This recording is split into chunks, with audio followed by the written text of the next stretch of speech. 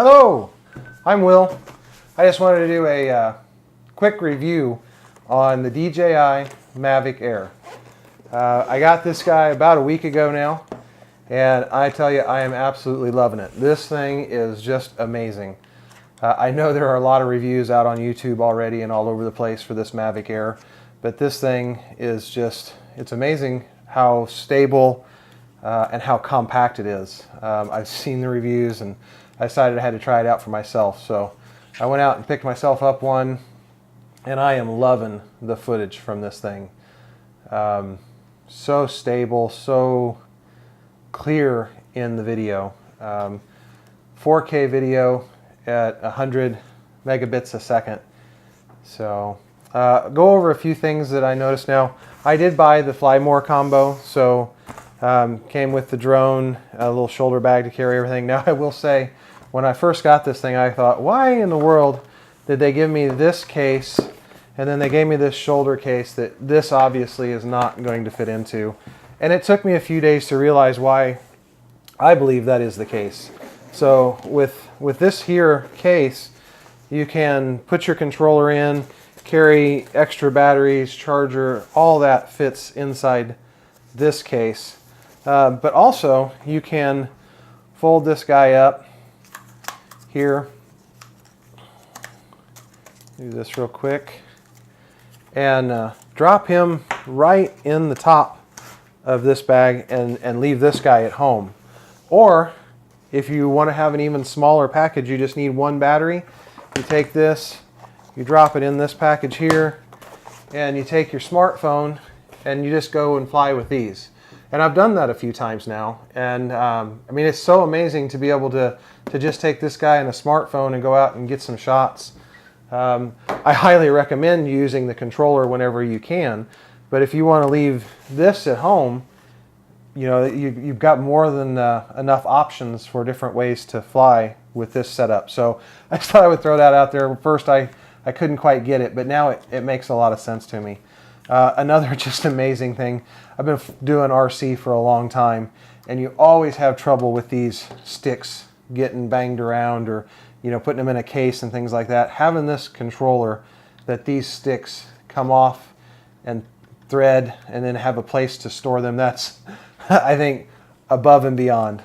Just the thought that they've put into putting this thing together. To get this guy out again here, we'll go ahead and unfold everything. As I understand, this is kind of backwards from the Mavic Pro. I have not actually flown the Mavic Pro, don't have one. But you fold the back legs out first and then the front swing out, because the landing gear kind of tuck into the propellers in the front. And then always tip down the front landing gear. These are the antennae back to the controller, back to the phone. And then you have your gimbal guard that just pops out there. And that's all there is to setting it up. It's ready to go. As I said, you can fly it straight from the app on the phone, or you can take and drop the phone right into the controller here, which, I'll be honest, there again, when I was looking at these things in the store, I wasn't sold on how this was going to work, how well this was going to hold the phone. And it's super sturdy.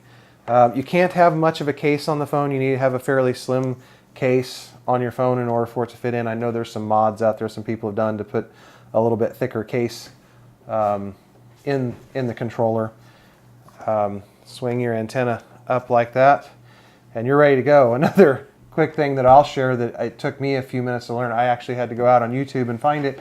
Turning this thing on, I poked the power button and the lights flashed at me, and then I poked the power button again and the lights flashed at me. Have to hold until you hear the beep. Very same procedure on the smart battery in the drone. You have to press and then press and hold until it comes to life. So don't miss that step. I'll throw some shots up here that I've taken with this guy just to give you an idea what the footage is like. I will recommend anybody that's looking into something like this, it's great, it's super easy to fly if you've had some experience. I recommend going with something cheap and very durable to start with.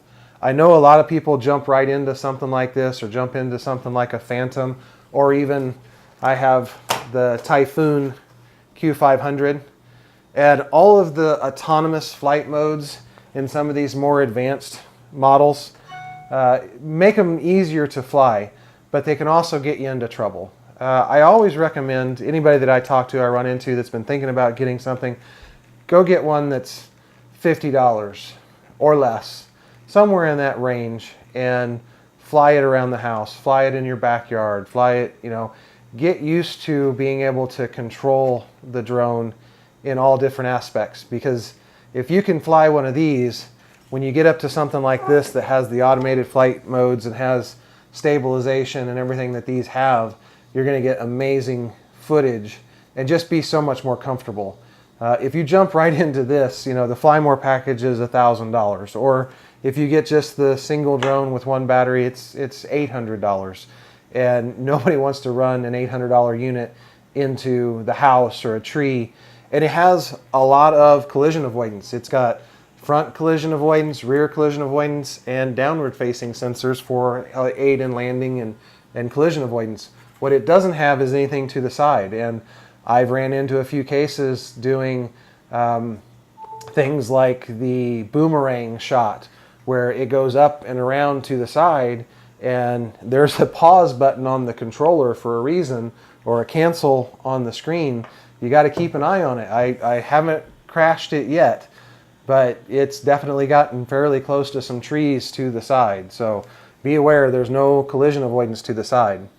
But just having the awareness, the muscle memory, like walking, like so many other things, once you've flown these for a while, it becomes muscle memory. You don't have to think, I want it to go forward, push this stick this direction. It just comes second nature. So you want to build up that muscle memory on something that can withstand running into a few trees, running into a few houses, cars, things like that. I don't recommend running into cars, but it's happened more than one occasion. So with that, I'll just run some footage that I've been able to take with this, and I appreciate you stopping by. Bye.